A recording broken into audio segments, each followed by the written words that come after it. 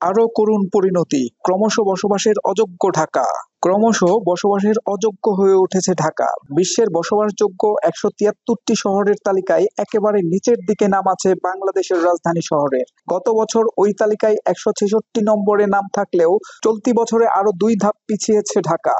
ব্রিটেনের প্রভাবশালী magazine the economist বিশ্বের বসবাসযোগ্য শহরের একটি তালিকা প্রকাশ করেছে। তাতেই উল্লেখ করা হয়েছে, বসবাসযোগ্য শহর হিসেবে ঢাকার অবস্থান একেবারে তলানিতে।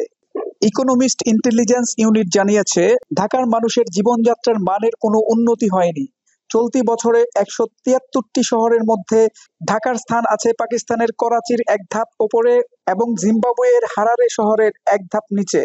প্রত্যেক বছর বসবাসযোগ্যতার বিচারে বিশ্বের বড় শহরগুলোর তালিকা প্রকাশ করে ইকোনমিস্ট ইন্টেলিজেন্স ইউনিট ইআইইউ। স্থিতিশীলতা, স্বাস্থ্যসেবা, সংস্কৃতি ও পরিবেশ, শিক্ষা এবং পরিকাঠামো, এই ৫টি সূচকের উপর ভিত্তি করে বসবাসযোগ্য শহরের তালিকা তৈরি করা হয়। প্রতিটি ক্ষেত্রে ১০০ পয়েন্টের মধ্যে যে শহর যত বেশি পায়, তালিকায় সে শহরের অবস্থান থাকে তত উপরে। চলতি বছরে ইআইইউ এর দ্য গ্লোবাল লিভেলিটি ইন্ডেক্স ২০২৪-এ দেখা গিয়েছে, গত বছরের তুলনায় ২ ধাপ পিছিয়েছে ঢাকা।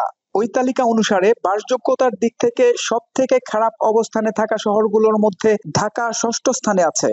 কি কারণে ঢাকা পিছিয়েছে তার কারণও জানানো হয়েছে। ইআইইউ এর হিসেবে ঢাকার অবনতির প্রধান কারণ শিক্ষার সহজলভ্যতা এবং গুণগত মানের পতন।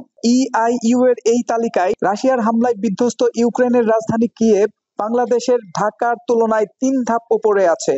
আর গত বছরের মতোই চলতি বছরেও বিশ্বের শীর্ষ বাসযোগ্য শহর বলে চিহ্নিত হয়েছে অস্ট্রিয়ার রাজধানী ভিয়েনা।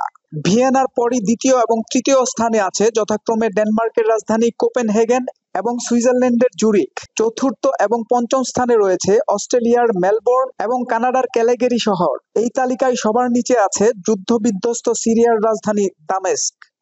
সোহেল মাহমুদ, দৈনিক নতুন সময়, ঢাকা।